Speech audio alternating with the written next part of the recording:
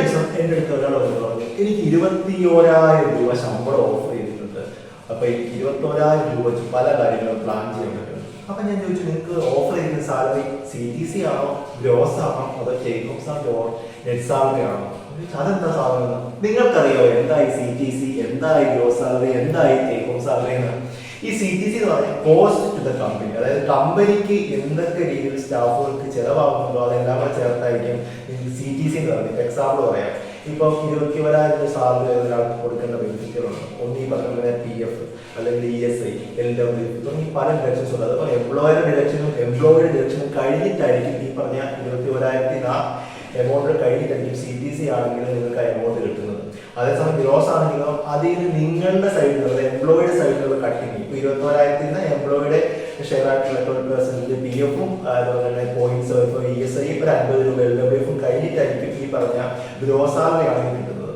അതും അല്ലെങ്കിൽ ഇപ്പൊ ഈ പറഞ്ഞ ലാസ്റ്റത്തെ ടേക്ക് ഹോം സാലറി അതെത്ര ചോദിച്ചു കഴിഞ്ഞാൽ നിങ്ങൾക്ക് കയ്യിൽ കിട്ടുന്ന എമൗണ്ട് എത്രയാണോ അതിനെയാണ് ടേക്ക് ഹോം അല്ലെങ്കിൽ നെറ്റ് സാലറി എന്ന് പറയുന്നത്. അപ്പൊ നിങ്ങൾ ഒരു കമ്പനിയിൽ പോയി സാലറി ചോദിച്ചിട്ട് അവർ ഓഫർ ചെയ്യുമ്പോൾ CTC ആണോ, നെറ്റ് സാലറി ആണോ, ഗ്രോസ് സാലറി ആണോ കൺഫേം ആക്കുന്നത് നല്ലതായിരിക്കും. ഇല്ലെങ്കിൽ ഇതുപോലെ പല പ്ലാനിങ് നടത്തിയിട്ട് ലാസ്റ്റ് സാലറി വരുമ്പോഴത്തേക്ക് അയ്യോ എനിക്ക് സാലറി കുറഞ്ഞു പോയി എന്ന് പറയേണ്ടതായിട്ട് വരും. അപ്പൊ നിങ്ങൾ ഈ ഒരു 3 പേര് ഓർത്ത് വെച്ചോ, CTC, gross salary, net salary. അപ്പൊ നിങ്ങൾ കൈ കിട്ടുന്ന എമൗണ്ടിന് എപ്പോഴും നെറ്റ് സാലറി ആയിരിക്കും പറയുന്നത്. ഗ്രോസ് ആവുമ്പോഴത്തേക്കും നിങ്ങളുടെ പാർട്ടിക്കുള്ള ഡിഡക്ഷൻസ് കമ്പനി ഡിഡക്ട് ചെയ്യും, അതിനുശേഷമായിരിക്കും സാലറി വരുന്നത്. അതേസമയം CTC എന്ന് പറഞ്ഞു കഴിഞ്ഞാൽ കമ്പനിക്ക് ചെലവാകുന്ന മുഴുവൻ കോസ്റ്റ് ഓഫ് ദ കമ്പനി. അപ്പൊ PF-ന്റെ ESI-യുടെ LWF-ന്റെ എംപ്ലോയി എല്ലാ ഷെയറും കട്ട് ചെയ്തതിനു ശേഷമായിരിക്കും നിങ്ങൾക്ക് ഈ പറഞ്ഞ എമൗണ്ട് കിട്ടുന്നത്. അപ്പൊ ഈ 3 ടൈം ഓർത്ത് വെച്ചോളൂ.